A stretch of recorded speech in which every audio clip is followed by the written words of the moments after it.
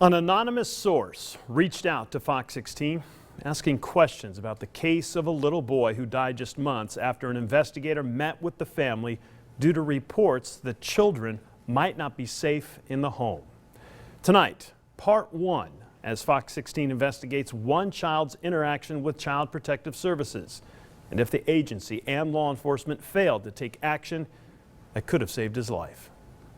Right on your foot top. I dropped to my knees and cried. We first met Braden Bohack when a piece of concrete at a motel allegedly fell on top of his foot in May of 2014. He screamed "Mommy," and that was the last words I heard out of him. The injury required major surgery, resulting in a $350,000 settlement for his parents. And it looked like the toddler was on the fast road to recovery. But it wasn't the first time Braden Bohack needed medical attention, nor would it be the last. According to police documents, Tabitha Bohack called 911 on December 16, 2014 to report her son was unresponsive. 911, what's the address of your emergency? Braden was transported to Arkansas Children's Hospital, where he was pronounced dead. The red flag, I'd say, came up, immediately, and that's why they jumped on it. The investigators jumped on it as quickly as they did. It would eventually be determined Braden died from an overdose of prescription sleeping pills and over-the-counter cough medicine. A police affidavit notes Braden was treated for 2 drug overdoses at Saline Memorial Hospital prior to his death. And pretty good sized case because there was a lot they had to look into. Fox 16 obtained records relating to Braden's case through an anonymous source, which outlines hospital staff responses to at least one of those overdose events 5 months before his death. Braden had reportedly drunk a large amount of E-nicotine liquid in July of 2014.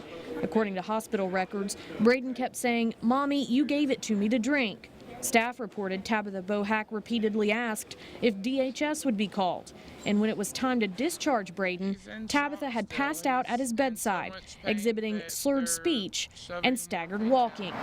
This event coming roughly a year after Braden had been brought to the hospital in May 2013 because of an apparent Tylenol PM overdose. It was reported to Benton police, but police didn't report it to DHS as suspected maltreatment or negligence. Are mandated reporters required to report that? When one of those mandated reporters comes across a situation that they believe is an accident, they may decide not to call that in. A DHS caseworker was contacted following the E-nicotine incident, but it's unclear what, if any, intervention took place.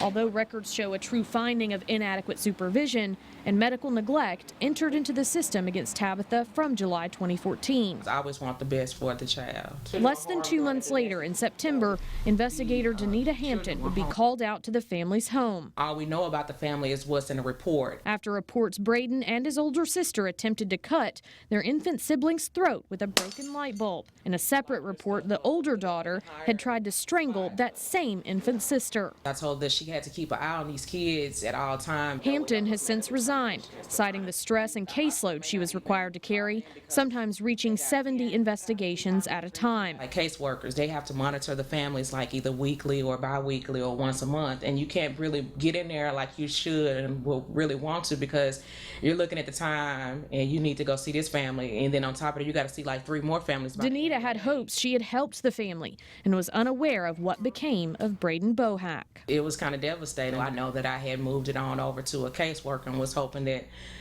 hoping things would have worked out. Hampton's final report, dated October 10, 2014, outlines her speaking with the children, observing their interactions with their parents, and making a note that Tabitha told her she's here with the kids all day and they're driving her crazy. Like she had so much going on, it was just with the kids. And Hampton concluded there were safety concerns she had with the home. She said a protective services case would be opened as soon as possible and found allegations of medical neglect true for both Tabitha and Josh Bohack. Yes, I opened the case like the same week I met with them and got with the caseworker and let her know what all that I felt that was needed for the family at the time, unless she could continue to work with them. The children were never removed from the home, according to the records we have, although the oldest daughter was scheduled to go live with relatives out of state. 10 days later, a police report outlines Tabitha overdosed on Tylenol PM, the same medication Braden overdosed on the year before. Sources tell us again calls were made to DHS with requests to remove the children. If there was suicide attempts from the parents, that would let us know, okay, and we need to get this child out this house. 2 months later, Tabitha met up with police again, accused of shoplifting on December 15th. Braden, a 4-year-old full of energy, would be dead a day later.